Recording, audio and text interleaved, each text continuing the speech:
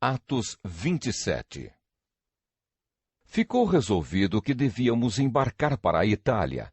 Então entregaram Paulo e os outros presos a Júlio, um oficial romano que era do batalhão chamado Batalhão do Imperador.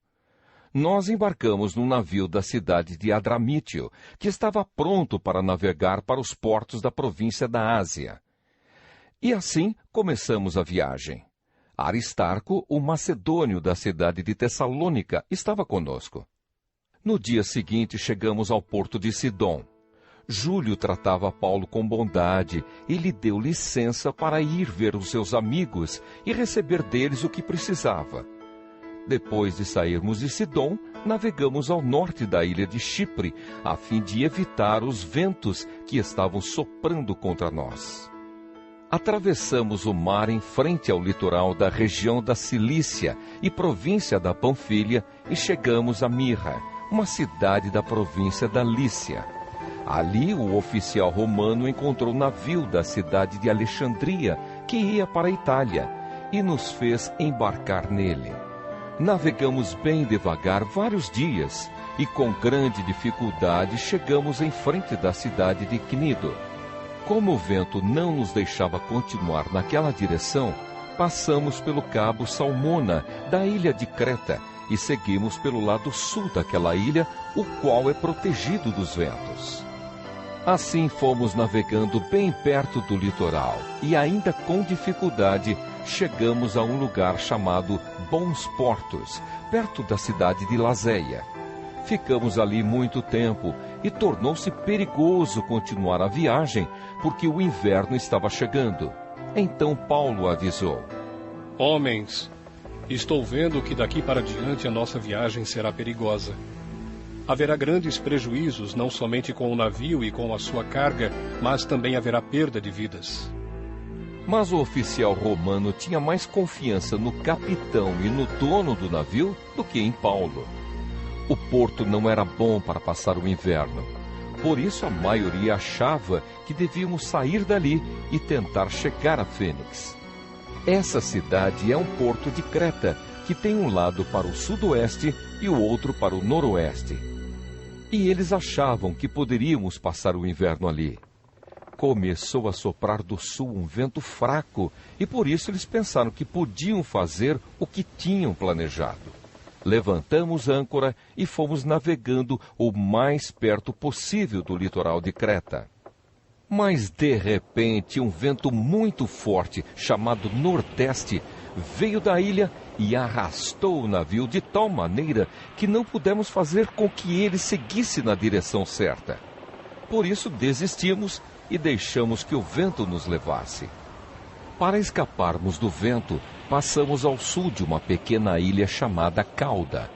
Ali, com muita dificuldade, conseguimos recolher o bote do navio.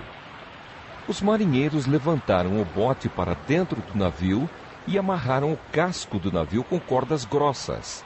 Estavam com medo de que o navio fosse arrastado para os bancos de areia que ficam perto do litoral da Líbia.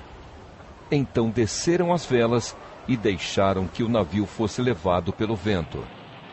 E a terrível tempestade continuou. No dia seguinte, começaram a jogar a carga no mar. E no outro dia, os marinheiros, com as próprias mãos, jogaram no mar uma parte do equipamento do navio. Durante muitos dias não pudemos ver o sol nem as estrelas, e o vento continuava soprando forte. Finalmente perdemos toda a esperança de nos salvarmos. Fazia muito tempo que eles não comiam nada. Então Paulo ficou de pé no meio deles e disse: Homens, vocês deviam ter dado atenção ao que eu disse e ter ficado em Creta. E assim não teríamos tido toda esta perda e este prejuízo. Mas agora peço que tenham coragem. Ninguém vai morrer. Vamos perder somente o navio. Digo isso porque na noite passada, um anjo do Deus a quem pertenço e sirvo apareceu a mim e disse: Paulo, não tenha medo. Você precisa ir até a presença do imperador. E Deus, na sua bondade, já lhe deu a vida de todos os que estão viajando com você. Por isso, homens, tenham coragem. Eu confio em Deus e estou certo de que Ele vai fazer o que me disse. porém vamos ser arrastados para alguma ilha. 2 semanas depois, à noite, continuávamos sendo levados pela tempestade no mar Mediterrâneo. Mais ou menos à meia-noite, os marinheiros começaram a sentir que estávamos chegando perto de terra. Então jogaram no mar uma corda com um peso na ponta e viram que a água ali tinha 36 metros de fundura. Mais adiante, tornaram a medir e deu 27 metros. Eles ficaram com muito medo de que o navio fosse bater contra as rochas. Por isso jogaram 4 âncoras da parte de trás do navio e oraram para que amanhecesse logo. Aí os marinheiros tentaram escapar do navio. Baixaram o bote no mar, fingindo que iam jogar âncoras da parte da frente do navio.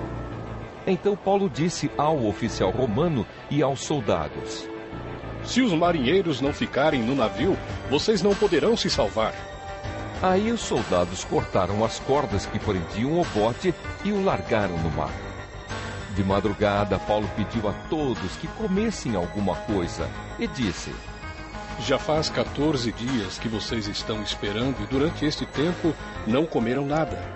Agora comam alguma coisa, por favor.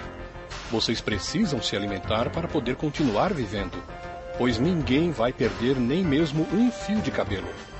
Em seguida, Paulo pegou o pão e deu graças a Deus diante de todos. Depois partiu o pão e começou a comer.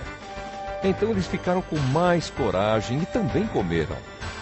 No navio éramos ao todo 276 pessoas. Depois que todos comeram, jogaram o trigo no mar para que o navio ficasse mais leve.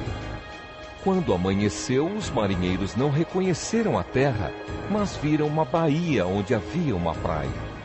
Então resolveram fazer o possível para encalhar o navio lá.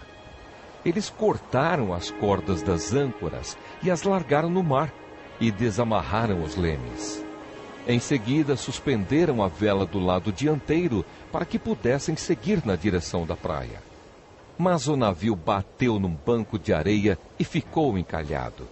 A parte da frente ficou presa e a de trás começou a ser arrebentada pela força das ondas. Os soldados combinaram matar todos os prisioneiros para que nenhum pudesse chegar até a praia e fugir. Mas o oficial romano queria salvar Paulo e não deixou que fizessem isso. Pelo contrário, mandou que todos os que soubessem nadar fossem os primeiros a se jogar na água e a nadar até a praia. E mandou também que os outros se salvassem, segurando-se em tábuas ou em pedaços do navio. E foi assim que todos nós chegamos à terra sãos e salvos.